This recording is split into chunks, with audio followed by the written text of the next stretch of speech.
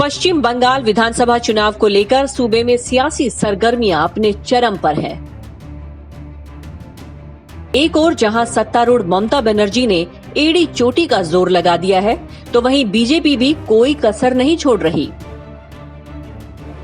हालांकि चुनावी घमासान के बीच जो एक सवाल सभी के मन में उठ रहा है, वो ये है कि आखिर ममता बनर्जी का सामना करने के लिए बंगाल में बीजेपी किसे मुख्यमंत्री का चेहरा बनाकर चुनाव लड़ेगी। इस सवाल के कई जवाब थे, लेकिन अब इन कयासों पर बंगाल बीजेपी के प्रभारी कैलाश विजयवर्गीय ने विराम लगा दिया है। दरअसल बंगाल बीजेपी के प्रभारी कैलाश विजयवर्गीय ने साफ कर दिया है कि उनकी पार्टी बिना मुख्यमंत्री के चेहरे के ही पश्चिम बंगाल विधानसभा चुनाव लड़ने जा रही है। कैलाश विजयवर्गीय ने कहा कि जहां बीजेपी की सरकार नहीं होती, वहां कभी भी मुख्यमंत्री का चेहरा नहीं होता। इसलिए पश्चिम बंगाल में भी बीजेपी की तरफ से मुख्यमंत्री का कोई चेहरा नहीं होगा। उन्होंने कहा कि बहुमत हासिल करने के बाद पार्टी नेतृत्व और विधायक तय करेंगे कि मुख्यमंत्री कौन बनेगा। इससे पहले बीजेपी के पूर्व अध्यक्ष और केंद्रीय गृह मंत्री अमित शाह भी साफ कर चुके हैं,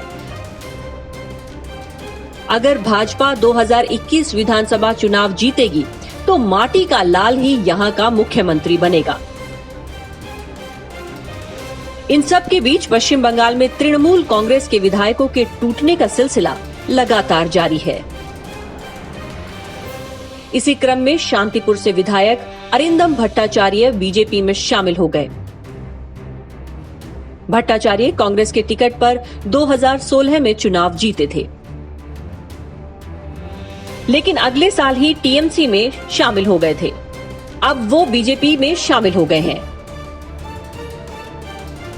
इससे पहले ममता सरकार के दिग्गज नेता शुभेंदु अधिकारी पिछले महीने ही शुभेंदु अधिकारी के साथ करीब आधा दर्जन से अधिक टीएमसी नेताओं ने बीजेपी में शामिल होने का फैसला लिया था।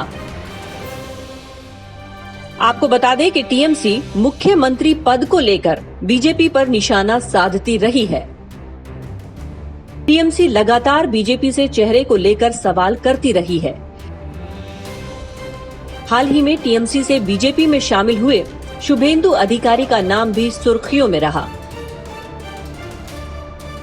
इसके अलावा बंगाल बीजेपी के अध्यक्ष दिलीप घोष और पूर्व क्रिकेटर और बीसीसीआई अध्यक्ष सौरभ गांगुली का नाम भी चर्चा में रहा है। हालांकि अब यह साफ हो चुका है कि बंगाल में चुनाव के बाद बीजेपी इसका फैसला करेगी। Bureau report.